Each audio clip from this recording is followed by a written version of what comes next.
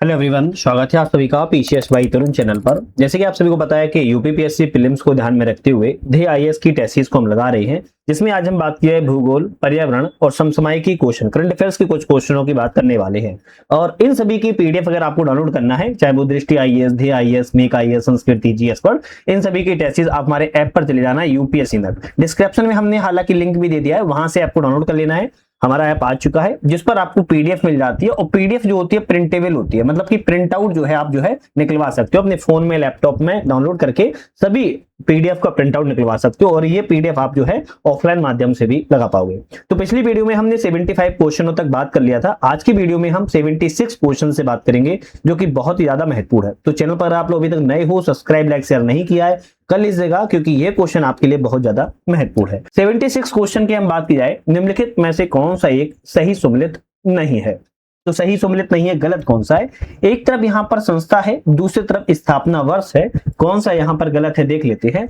संयुक्त राष्ट्र पर्यावरण कार्यक्रम की जो स्थापना 1972 में की गई थी, करेक्ट है। आईयूसीएन क्या है? आईयूसीएन की स्थापना की बात की कब की गई है? तो 1985 में नहीं की गई थी। आईयूसीएन की जो स्थापना है 1948 में की गई थी। ऑप्शन बी वाला गलत है।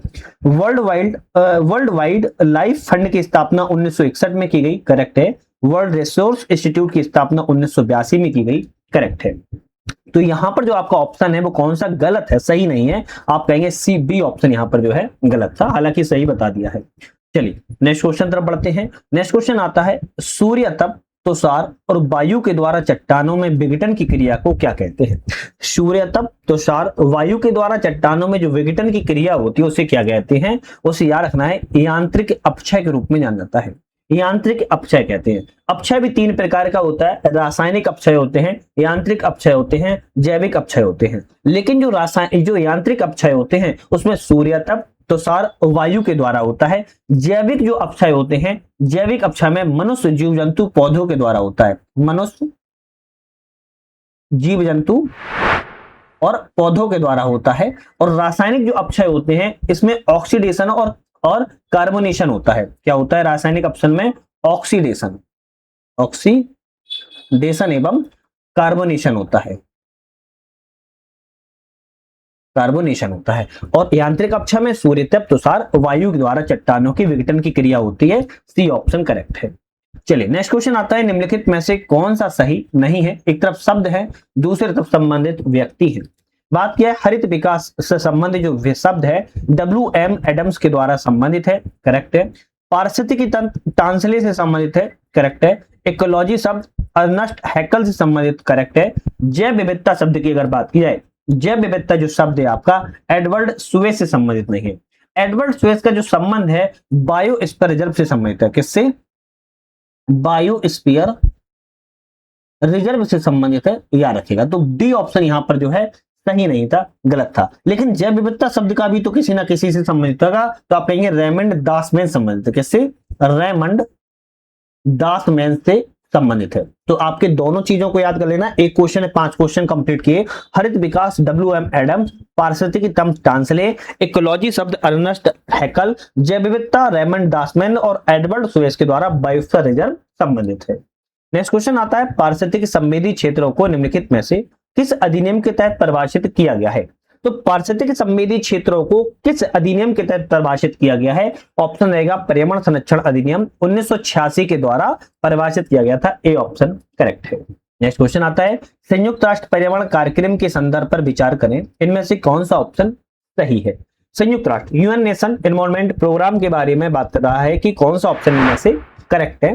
तो इसकी स्थापना 5 जून 1972 को संयुक्त राष्ट्र पर्यावरण सम्मेलन में की गई थी, करेक्ट है। इसका मुख्यालय नीदरलैंड में है। इसका मुख्यालय नीदरलैंड में है क्या? आप कहेंगे नहीं, इसका मुख्यालय नैरोबी केन्या में। तो ये गलत है। कहां पर मुख्यालय है? नैरोबी केन्या में। नैरोबी केन्या में इसका मुख्यालय है, और इसके द्वारा उत्सर्जन गैप रिपोर्ट प्रकाशन की जाती है, करेक्ट है। तो पहला और तीसरा सही है, दूसरा ऑप्शन यहां पर गलत था, जो कि बता दिया है। चलिए नेक्स्ट क्वेश्चन आता है। नेक्स्ट क्वेश्चन आते हैं कि निम्नलिखित में से सत्य कथन का चयन कीजिए, इनमें से कौन कौन से ऑप्शन करेक्ट है। चलिए बात किया है, हाथी परियोजना की शुरुआत 1990 में की गई। अरे भाई, हाथी परियोजना की शुरुआत 1990 में नहीं की गई थी, बल्कि 1992 में की गई थी। गलत हो गया। वर्तमान में देश में कुल 31 हाथी रिजर्व है। तो वर्तमान में देश में 31 हाथी रिजर्व में क्या, वर्तमान में भारत में 33 हाथी रिजर्व में। कितना, 33 हाथी रिजर्व में। तो दूसरा भाई गलत है। हाथियों में सर्वाधिक संख्या कर्नाटक राज्य पहले स्थान है, सही है। 2010 में हाथी को राष्ट्रीय विरासत पशु घोषित किया गया है, करेक्ट है। तो तीसरा और चौथा तो यहां पर सही था, पहला दूसरा गलत था, जो कि हमने आपको बता दिया है। नेक्स्ट क्वेश्चन की बात कर लेते हैं। नेक्स्ट क्वेश्चन आता है वन जीव अभ्यारण्य और राज्य। कौन सा वन जीव अभ्यारण्य किस राज्य में स्थित है, इसकी बात की जा रही है। जैसे अरलम की बात किया है तो अरलम केरल राज्य में है। हाकिम की बात किया है नागालैंड राज्य में है। नंदन कानन की बात किया है उड़ीसा राज्य में है। और सोपाही जाला की बात किया है त्रिपुरा राज्य से संबंधित है। यहां पर आपका ऑप्शन बी वाला करेक्ट हो जाएगा। ए का दूसरा, बी का तीसरा, सी का पहला और डी का चौथा। अरलम केरल राज्य में, हाकिम नागालैंड राज्य में, नंदन कानन उड़ीसा राज्य में, सोपाही जाला त्रिपुरा राज्य में सम्मिलित है। और ये क्या है, वन्यजीव अभ्यारण्य है। ऐसे ऐसे वन्यजीव अभ्यारण्य जो आपने अभी तक नहीं सुने होंगे। प्रमुख दर्रे की बात की जाए और कहां पर स्थित है बात की जाए, जैसे तांगलांग दर्रा की बात किया, तांगलांग दर्रा जो है आपके लद्दाख में है। कालिंदी दर्रा की बात की है उत्तराखंड में है। लेखा पानी दर्रे की बात की है अरुणाचल प्रदेश में है। और नाथुला दर्रे की बात की है सिक्किम राज्य में है। ऑप्शन यहां पर आपका सी वाला करेक्ट है। फिर से रिपीट कर रहे हैं, तांगलांग दर्रा लद्दाख में, कालिंदी दर्रा उत्तराखंड में, लेखा पानी दर्रा अरुणाचल प्रदेश में, नाथुला दर्रा सिक्किम राज्य में स्थित है। चलिए नेक्स्ट क्वेश्चन की बात कर लेते हैं। निम्नलिखित में से कौन सा कथन सही है। यहां पर करेक्ट ऑप्शन कौन सा है, बात की जा रही है रामगंगा और गोमती गंगा की सहायक नदियां हैं। बिल्कुल बात ठीक है, जो रामगंगा और गोमती है वो गंगा की सहायक नदी है। शिवनाथ नदी महानदी की सहायक नदी है, ये भी सही है। पैनगंगा और वर्धा ये दोनों नदियां गोदावरी की सहायक नदी है, ये भी करेक्ट है। हेरंगी और हेमवती नदी कावेरी की सहायक नदियां हैं, करेक्ट है। तो आप समझ सकते हो एक क्वेश्चन से आपके देखो कितना क्वेश्चन कंप्लीट हो गए। रामगंगा और गोमती गंगा की सहायक नदी है, शिवनाथ नदी महानदी की सहायक नदी है, पैनगंगा वर्धा गोदावरी की सहायक नदी है, हेरंगी और हेमवती कावेरी की सहायक नदी है। डी ऑप्शन कहेंगे, सभी ऑप्शन करेक्ट है। नेक्स्ट क्वेश्चन आता है निम्नलिखित कथनों पर विचार कीजिए, उपयुक्त में से कौन सा सही कथन है। चलिए विचार कर लेते हैं। मार्मू गोवा एक प्राकृतिक बंदरगाह है जो कि गोवा में है, करेक्ट है। इस बंदरगाह से ईरान को लौह अयस्क का निर्यात किया जाता है, मतलब कि भेजा जाता है लौह अयस्क, ये भी करेक्ट है। आपके दोनों ऑप्शन यहाँ पर सही है। नेक्स्ट क्वेश्चन की बात कर लेते हैं। निम्नलिखित में से कौन सा सही है। चलिए दोनों ऑप्शन में सही ढूंढते हैं। मध्य गंगा के मैदान के स्थान स्थान पर गोखुर झीलें एवं नदियों के पुराने प्रवाह मार्ग मिलते हैं। क्या कह रहा है, जो मध्य गंगा का मैदान है कई जगहों पर गोखुर झीलें और नदियों के पुराने प्रवाह मार्ग मिलते हैं, बिल्कुल सही कह रहा है। बाढ़ों की अधिकता निम्न गंगा मैदान की नदियों की विशेषता है। अरे भाई, जो बाढ़ों की अधिकता है वो इसी मैदान की विशेषता है, या रखना है। कैसे, आप कहेंगे यह मैदान बहुत उपजाऊ है और नदियों के जो पुराने प्रवाह मार्ग होते हैं वहां पर मैदानों की बाढ़ की विशेषता है। तो यहाँ पर दूसरा गलत है, केवल पहला ऑप्शन यहाँ पर सही है, याद रखिएगा। राष्ट्रीय राजमार्ग 6 नेशनल हाईवे 6 के बारे में विचार करना है, कौन सा ऑप्शन करेक्ट है। चलिए विचार कर लेते हैं। 2010 में राष्ट्रीय राजमार्ग घोषित किया गया था। 2010 में नहीं किया गया था, बल्कि राष्ट्रीय राजमार्ग 6 को 2013 में घोषित किया गया है, तो गलत हो गया। इसकी कुल लंबाई 623 किलोमीटर है। इसकी कुल लंबाई 623 किलोमीटर नहीं है, केवल 121 किलोमीटर है, याद रखिएगा। दूसरा भी गलत हो गया। इसके अंतर्गत असोम से बराक नदी का जलमार्ग शामिल है, आप कहेंगे तीसरा सही है। तो केवल तीसरा वाला सही है, जबकि यहाँ पर नेशनल वाटरवे 6 के बारे में पहला और दूसरा गलत था, याद रखिएगा। चलिए नेक्स्ट क्वेश्चन तरफ बढ़ेंगे। नेक्स्ट क्वेश्चन आता है ब्राजील के संदर्भ पर विचार करें, कौन सा ऑप्शन सही है। भाई ब्राजील के बारे में विचार करना है। इसके उत्तर और पूरब में अटलांटिक महासागर है ब्राजील में, बिल्कुल बात ठीक कह रहा है। देश की जलवायु शीतोष्ण है, ये भी सही है। इटाबिरा यहाँ का लौह अयस्क खनन केंद्र है, बिल्कुल सही है। साओ पोलो यहाँ का सबसे बड़ा नगर है। तो साओ पोलो यहाँ का सबसे बड़ा नगर की बात की जा रही है, क्या है, आप कहेंगे साओ पोलो सबसे बड़ा नगर यहाँ पर है। यहाँ की देश की जलवायु शीतोष्ण है, ये गलत है। यहाँ की जलवायु कैसी है, आप कहेंगे उष्णाद्र है। कैसी है, उष्णाद्र है, याद रखेगा, है ना। आप लोग कमेंट करके तकरीब देखते हो, सही है गलत है कुछ नहीं पता। पहला तीसरा चौथा सही है, तो हम कहेंगे सी ऑप्शन करेक्ट है, जबकि दूसरा वाला गलत है। शीतोष्ण जलवायु नहीं है बल्कि उष्णाद्र जलवायु है। और प्रीवियस वीडियो में हमने आपसे कमेंट करके कुछ क्वेश्चन पूछे थे, आप लोग वो भी नहीं बताते हो। सच में पढ़ रहे हो कि बस पेपर फार्म भर रहे हो, फिर कह रहे हो नौकरी नहीं मिल रही है। भाई पढ़ो, कमेंट में बताइए चीजें पता चलती हैं। चलिए, एक तरफ जल संधि है, दूसरी तरफ स्थिति है। कौन सी जल संधि कहां से संबंधित है बात की जा रही है। जैसे बात की है मकासर जल संधि, मकासर जल संधि आपकी इंडोनेशिया में है। हडसन जल संधि की बात किया है तो आपकी कनाडा में है। वांस जल संधि की बात किया है ऑस्ट्रेलिया में है। और बासपुरस जल संधि की बात किया है तुर्की में है। ऑप्शन यहां पर आपका सी वाला करेक्ट हो जाएगा, याद रखिएगा। नेक्स्ट क्वेश्चन, अभिकथन और कारण आता है, इनमें से कौन सा ऑप्शन करेक्ट है। अभिकथन कहता है भारत का सतपुड़ा पर्वत, जर्मनी का वॉसेज पर्वत क्रमशः हॉस्ट पर्वत, सतपुड़ा पर्वत हॉस्ट पर्वत, जर्मनी का वॉसेज पर्वत बिलॉग पर्वत का उदाहरण है। क्या ये सही है? आप कहेंगे भाई गलत है।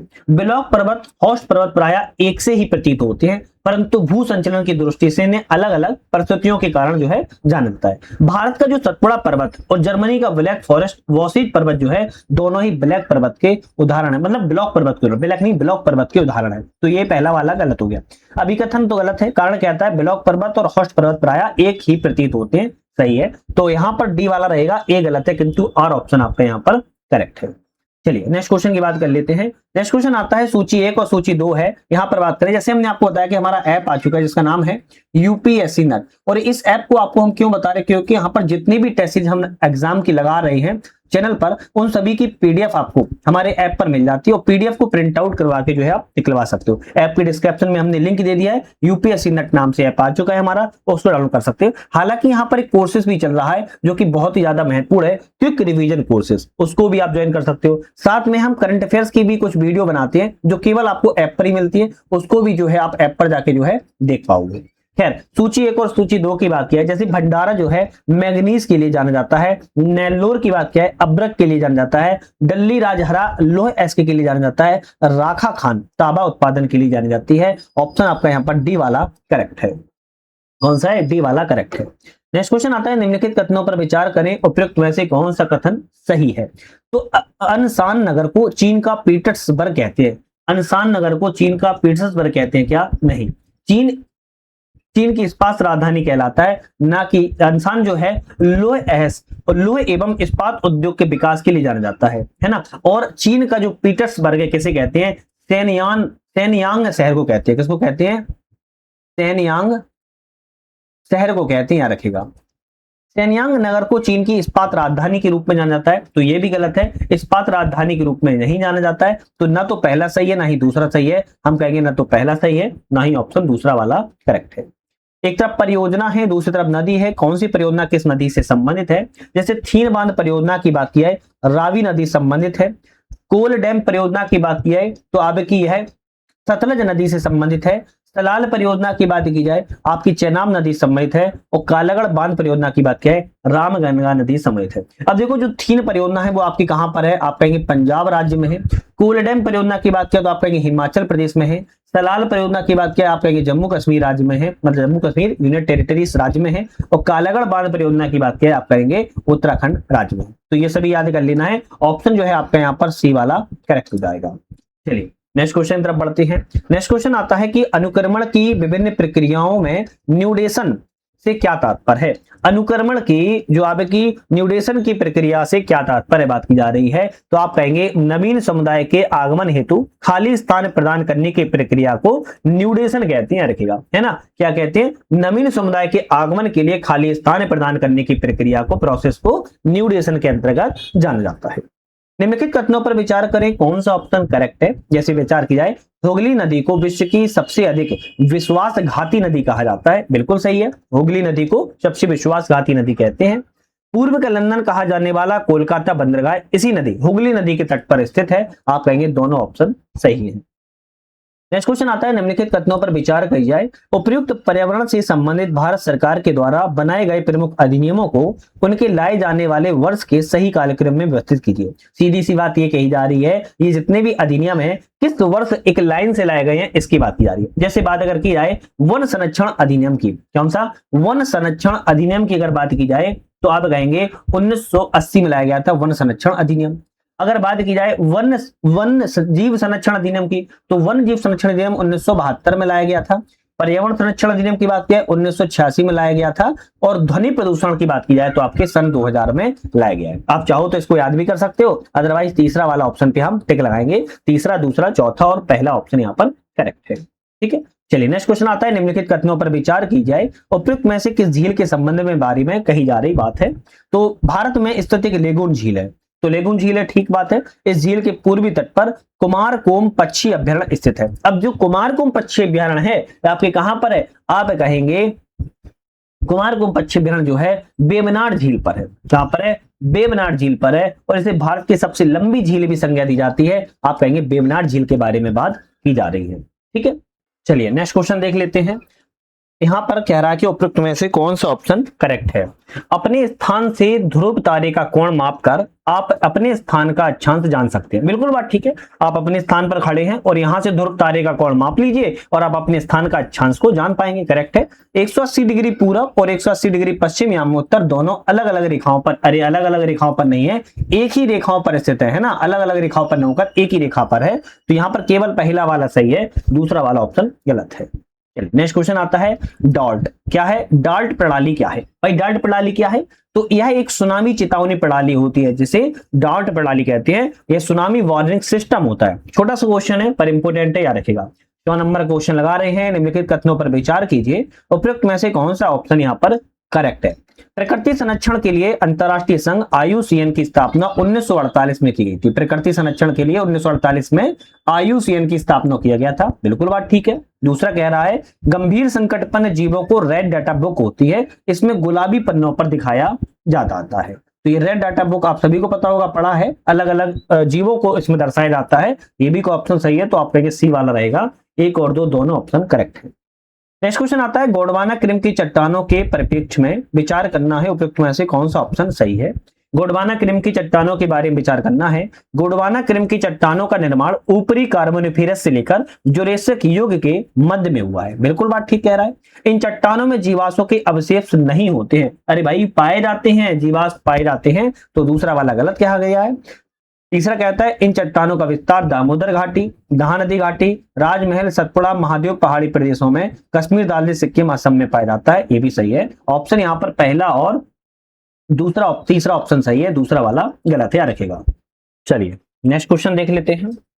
नेक्स्ट क्वेश्चन की बात की जाए, एक नई जाति की उत्पत्ति अचानक एक ही बार में होने वाली स्पष्ट और स्थायी बड़ी विभिन्नताओं के कारण होती है। यह सिद्धांत क्या कहलाता है।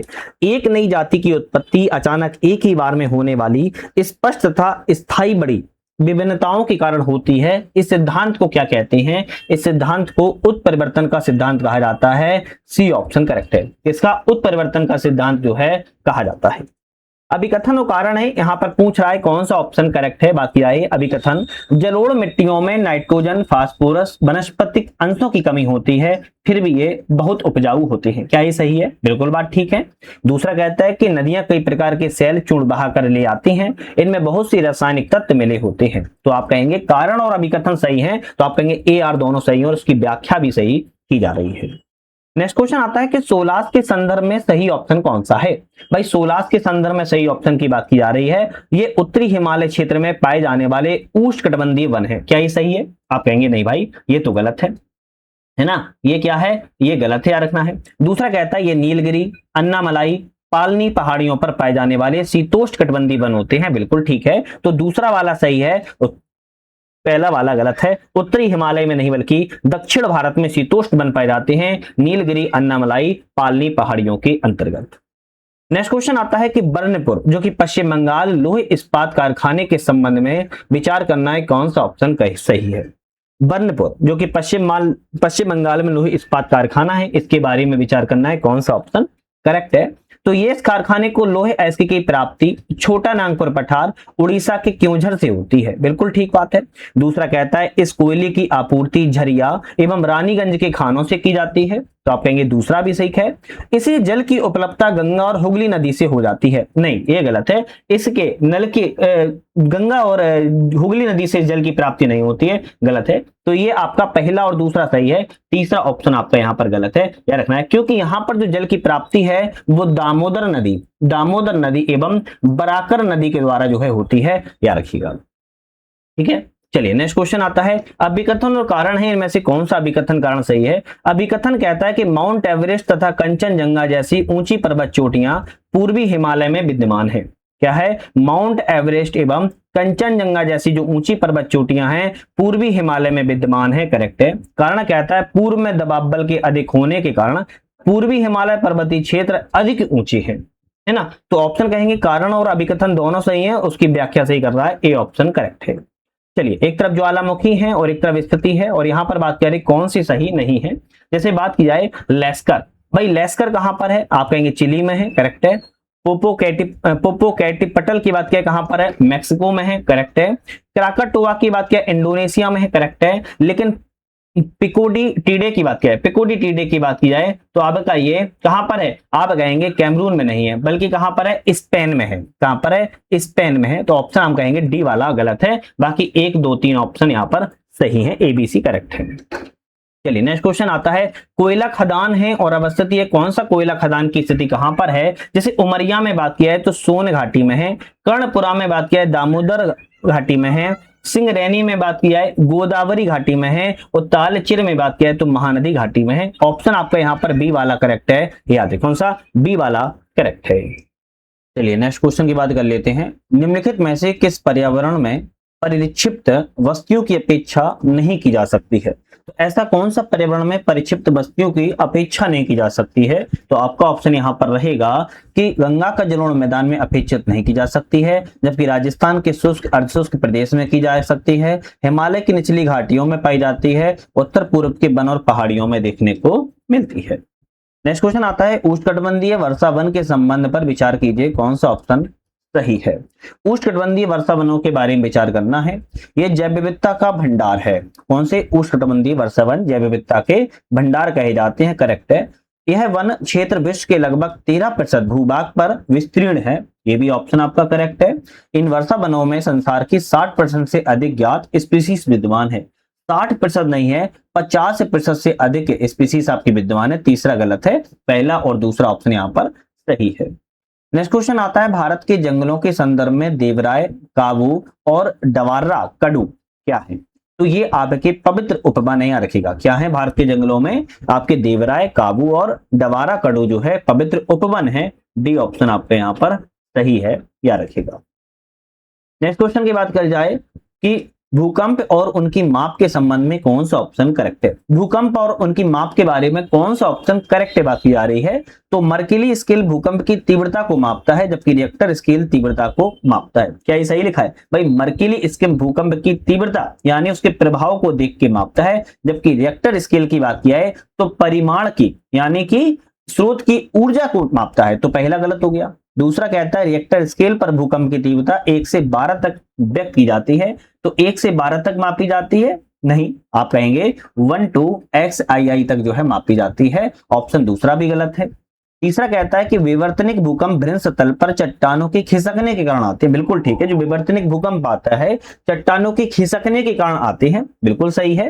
पी तरंगों का छाया क्षेत्र पी तरंगों की तुलना में बड़ा है, पी तरंगों का छाया क्षेत्र पी तरंगों की तुलना में बड़ा है, सही है, आप कहेंगे गलत है।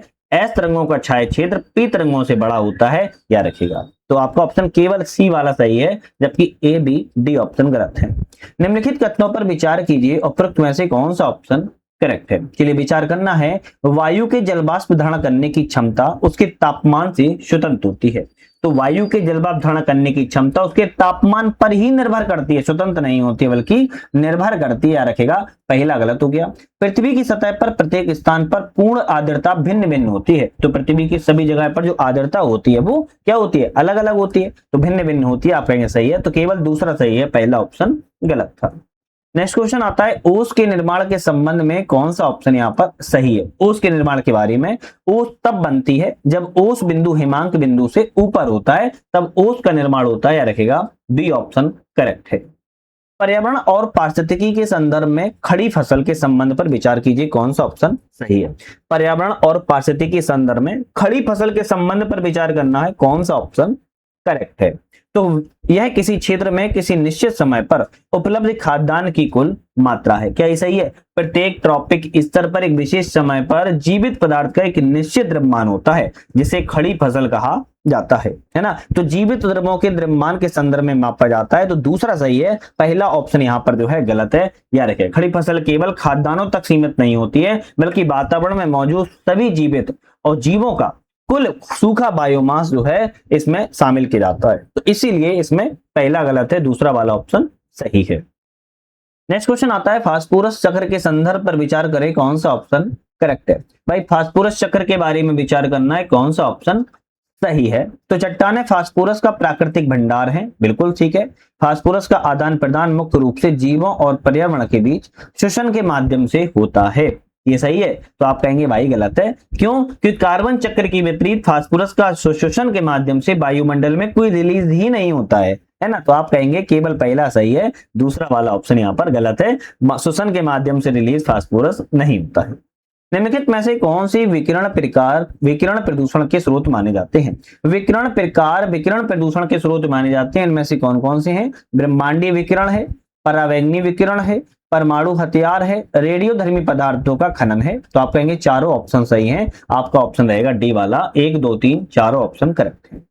नेक्स्ट क्वेश्चन आता है माइकोराइज्मा के संदर्भ पर विचार करें, कौन सा ऑप्शन करेक्ट है। किसके बारे में? माइकोराइज्मा के बारे में विचार करना है, कौन सा करेक्ट है। तो ये शैवाल और जीवाणु के बीच सहजीवी संबंध है, तो सहजीवी संबंध है। आप कहेंगे माइकोराइज्मा एक सहजीवी संबंध है जो पौधों और कवक के बीच में बनता है। किस में बनता है? पौधे एवं पौधों प्लस कवक के बीच में बनता है, तो पहला गलत हो गया। माइकोराइजा मेजबान पौधे की फास्फोरस और नाइट्रोजन के अवशोषण में मदद करता है, दूसरा तो सही है। तो केवल दूसरा सही है, पहला ऑप्शन यहाँ पर गलत है, याद रखिएगा। नेक्स्ट क्वेश्चन आता है कौन प्रकाश संश्लेषण की प्रक्रिया से संबंधित है? भाई प्रकाश संश्लेषण की प्रक्रिया से कौन सा संबंधित है? प्रकाश ऊर्जा द्वारा क्लोरोफिल का अवशोषण है, करेक्ट है। प्रकाश ऊर्जा रासायनिक ऊर्जा में रूपांतरण और पानी के अणु का हाइड्रोजन ऑक्सीजन में विभाजन, करेक्ट है। कार्बन डाइऑक्साइड कार्बोहाइड्रेट का अपचयन, सही है। ऑप्शन तीसरा रहेगा, 1 2 3 ऑप्शन तीनों ही आपके ऑप्शन यहाँ पर करेक्ट है। चलिए नेक्स्ट क्वेश्चन बात कर लेते हैं, निम्नलिखित में से कौन से बायोप्लास्टिक के प्रकार हैं? तो बायोप्लास्टिक के में से कौन कौन से प्रकार हैं? पॉलीहाइड्रोक्सी एल्कोनेट प्रकार है बायोप्लास्टिक का, पॉलीलैक्टिक एसिड भी प्रकार है बायोप्लास्टिक का, पॉलीएथिलीन ये प्रकार नहीं है। तो केवल पहला और दूसरा कहेंगे बायोप्लास्टिक का प्रकार में आता है, या देखिएगा नाम में थोड़ा सा ऊपर नीचे हो जाए, थोड़ा सा आप लोग भी देखते चलिएगा। सूची 1 और सूची 3 है, देश है और देश का पुराना नाम क्या है। जैसे बात किया है, घाना का पुराना नाम गोल्ड कोस्ट के नाम से जाना जाता था, जिम्बाब्वे का पुराना नाम द रोडेशिया के नाम जाना जाता था, थाईलैंड को श्याम नाम से जाना जाता था और इथोपिया को एबिसिनियाई देश के नाम से जाना जाता था। ऑप्शन जो यहाँ पर है आपका ए वाला सही रहेगा, ए का तीसरा, बी का चौथा, सी का पहला, डी का दूसरा ऑप्शन करेक्ट है। चलिए नेक्स्ट क्वेश्चन की बात करेंगे, एक तरफ भौगोलिक स्वरूप है, दूसरी तरफ देश है, कौन सा भौगोलिक स्वरूप किस देश से संबंधित है? जैसे ग्रेट विक्टोरिया मरुस्थल की बात की जाए ऑस्ट्रेलिया से संबंधित है, ग्रेट कैनियन की बात की जाए यूएसए से संबंधित है, लेक पिनीवेक की बात किया है कनाडा से संबंधित है, और दक्षिणी आल्प्स की बात किया है न्यूजीलैंड से संबंधित है। बी ऑप्शन आपको यहाँ पर जो है करेक्ट है, याद रखना है। चलिए नेक्स्ट क्वेश्चन की तरफ बढ़ेंगे। नेक्स्ट क्वेश्चन आता है, एक तरफ सागर है और एक तरफ देश है, कौन सा सागर किस देश से संबंधित है? जैसे ब्लैक सागर जिसे कृष्ण सागर भी कहते हैं बुल्गारिया से संबंधित है, लाल सागर की बात किया तो एरिट्रिया से संबंधित है, पीत सागर की बात किया चीन से संबंधित है, और कैस्पियन सागर की बात किया कजाकिस्तान देश से संबंधित है। ऑप्शन यहाँ पर हमारा सी वाला सही रहेगा, ए का पहला, बी का तीसरा, सी का दूसरा और डी का चौथा ऑप्शन करेक्ट है। नेक्स्ट क्वेश्चन तरफ बढ़ेंगे। नेक्स्ट क्वेश्चन हमारा बहुत इंपोर्टेंट क्वेश्चन आने वाला है कि क्वेश्चन कहता है अरुणाचल प्रदेश में स्थित डाफला, मिरी, अबोर और मिसमी पहाड़ियां किस हिमालय का भाग हैं? तो ये अरुणाचल प्रदेश की क्या है? पहाड़ियां हैं, डाफला, मिरी, अबोर, मिसमी पहाड़ियां हैं, किस हिमालय का भाग हैं? आप कहेंगे शिवालिक हिमालय का भाग है। किसका? शिवालिक हिमालय का भाग है, डी ऑप्शन करेक्ट है। नेक्स्ट क्वेश्चन आता है, एक तरफ सूची 1 है, सूची 2 है, यहाँ पर बात करना है कौन से परियोजना किस नदी से संबंधित है। जैसे लखबर व्यासी परियोजना की बात किया है यमुना नदी से संबंधित है, अलमाटी परियोजना की बात किया है कृष्णा नदी से संबंधित है, जायकवाड़ी की बात किया है गोदावरी नदी से संबंधित है, और फरक्का परियोजना की बात किया है गंगा नदी से संबंधित है। ऑप्शन यहाँ पर आपका बी वाला करेक्ट है, ए का चौथा, बी का दूसरा, सी का तीसरा और डी का पहला ऑप्शन करेक्ट है। चलिए नेक्स्ट क्वेश्चन तरफ बढ़ते हैं। नेक्स्ट क्वेश्चन आता है, निम्नलिखित कथनों पर विचार कीजिए, उपयुक्त में कौन सा ऑप्शन यहाँ पर सही है? प्रजाति समता एक समुदाय में प्रजातियों के बीच आबादी के वितरण का विवरण करती है, बिल्कुल ठीक कह रहा है। दूसरा कहता है प्रजाति समृद्धि एक निर्दिष्ट क्षेत्र में प्रजातियों की कुल संख्या को दर्शाती है, तो दूसरा भी सही है। तो आपका ऑप्शन सी वाला रहेगा, दोनों ही ऑप्शन यहाँ पर जो है आपके करेक्ट है। चलिए नेक्स्ट क्वेश्चन तरफ बढ़ते हैं। नेक्स्ट क्वेश्चन आता है, निम्नलिखित कथनों पर विचार करें, उपयुक्त में से कौन सा ऑप्शन करेक्ट है? बात कर जाए जैविक ऑक्सीजन मांग बीओडी जल बायोलॉजिकल ऑक्सीजन डिमांड जो होती है बीओडी कहते हैं। जल निकायों में यूट्रिफिकेशन का एक संकेतक है, इंडिकेटर्स है वाटर बॉडीज में, बिल्कुल ठीक कहता है। बीओडी में वृद्धि का मतलब जल निकाय में उच्च अकार्बनिक प्रदूषण की उपस्थिति। क्या ये सही है? पानी में कार्बनिक पदार्थों के क्षय को जैव रासायनिक ऑक्सीजन मांग के रूप में मापा जाता है, ना कि अकार्बनिक प्रदूषण के मामले में। केवल पहला सही है, दूसरा ऑप्शन यहाँ पर गलत है। नेक्स्ट क्वेश्चन आता है, नीचे दिए गए अभिकथन और कारण इनमें से कौन सा अभिकथन कारण सही है? पहला अभिकथन कहता है महासागर का अम्लीकरण प्रवाल भित्तियों के लिए हानिकारक है, बिल्कुल सही कहता है। कारण कहता है अम्लीकरण के बढ़ने से कैल्शियम कार्बोनेट के उत्पादन की दर में कमी आती है, तो कारण भी सही है और व्याख्या भी सही कर रहा है, तो ए आर दोनों सही है, उसकी व्याख्या भी सही यहाँ पर की जा रही है। नेक्स्ट क्वेश्चन आता है, फोटोकेमिकल स्मोक से संबंधित कथनों पर विचार कीजिए, कौन सा ऑप्शन करेक्ट है? भाई फोटोकेमिकल स्मोक के बारे में विचार करना है, विचार की जाए। यह ऑक्सीकरण करने वाला धुंध है। क्या है? यह एक ऑक्सीकरण करने वाला धुंध है, करेक्ट है। यह ओजोन गैस जैसे द्वितीयक प्रदूषकों से बना हुआ है, बिल्कुल ठीक है। सूर्य के प्रकाश की अनुपस्थिति में भी उत्पन्न हो सकता है, भाई नहीं हो सकता है। केवल पहला दूसरा सही है, तीसरा ऑप्शन यहाँ पर गलत है ना। प्राथमिक प्रदूषक वे प्रदूषक होते हैं जो सीधे किसी स्रोत से उत्सर्जित होते हैं, और प्रदूषक सौर पराबैंगनी विकिरण की क्रिया के कारण प्रदूषित हवा उत्पन्न करते हैं, इसीलिए प्रकाश की उपस्थिति अनिवार्य है।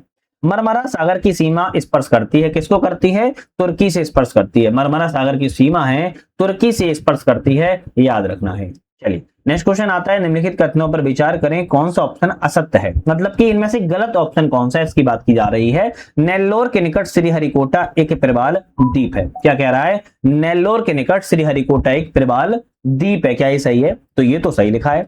दूसरा कहता है सिंधु नदी भारत में केवल जम्मू कश्मीर राज्य कैंसासे प्रदेश से होकर गुजरती है, तो ये सही है। आगे कहेंगे भाई ये तो गलत है ना, ये तो गलत है। वर्तमान में जम्मू कश्मीर राज्य कैंसासे प्रदेश विभाजन सिंधु नदी केवल लद्दाख कैंसासे प्रदेश से होकर गुजरती है, ना कि जम्मू कश्मीर से। तो कहां से गुजरती है? लद्दाख से गुजरती है। अगर लद्दाख ऑप्शन आता ना तब फिर भी कहते हैं हम सही है, ना कि जम्मू कश्मीर। तो दूसरा वाला यहाँ पर गलत है, पहला वाला सही है। नेक्स्ट क्वेश्चन आता है, मई 2025 में उत्तर प्रदेश के निम्नलिखित में से कौन सा शहरी स्थानीय निकाय भारत में प्रमाणित ग्रीन म्युनिसिपल बॉन्ड जारी करने वाला पहला शहरी स्थानीय निकाय बना है? तो सीधी बात ये कही जा रही है कि उत्तर प्रदेश में ऐसा कौन सा स्थानीय निकाय है जिसने ग्रीन म्युनिसिपल बॉन्ड को जारी किया हुआ है? ऑप्शन रहेगा गाजियाबाद नगर निगम के द्वारा ग्रीन म्युनिसिपल बॉन्ड को 2025 में जारी किया गया था। निम्नलिखित कथनों पर विचार करें, कौन सा ऑप्शन करेक्ट है? तो पहलगाम हमले के पश्चात केंद्र सरकार के द्वारा राष्ट्रीय सुरक्षा सलाहकार बोर्ड का पुनर्गठन किया गया, सही है। आलोक जोशी इस बोर्ड के अध्यक्ष नियुक्त किए गए, सही है। दोनों ऑप्शन यहाँ पर करेक्ट है। नेक्स्ट आता है, मई 2025 में प्रधानमंत्री नरेंद्र मोदी के द्वारा बिजनाम इंटरनेशनल सीपोर्ट का उद्घाटन किया गया। इस संबंध में कथनों पर विचार कीजिए, कौन सा ऑप्शन करेक्ट है? तो यह बंदरगाह विजयवाड़ा आंध्र प्रदेश में है, तो यह बंदरगाह विजयवाड़ा आंध्र प्रदेश में नहीं है, बल्कि यह बंदरगाह आपका केरल राज्य में स्थित है। पहला गलत हो गया। यह भारत का समर्पित ट्रांसशिपमेंट पोर्टल है, बिल्कुल ठीक बात है। तो दूसरा सही है, पहला ऑप्शन यहाँ पर जो है गलत है, याद रखिएगा। चलिए नेक्स्ट क्वेश्चन की बात करेंगे, निम्नलिखित कथनों में से कौन सा प्रोजेक्ट सिक्योर के संबंध में सही है? प्रोजेक्ट सिक्योर के बारे में कौन सा ऑप्शन करेक्ट है?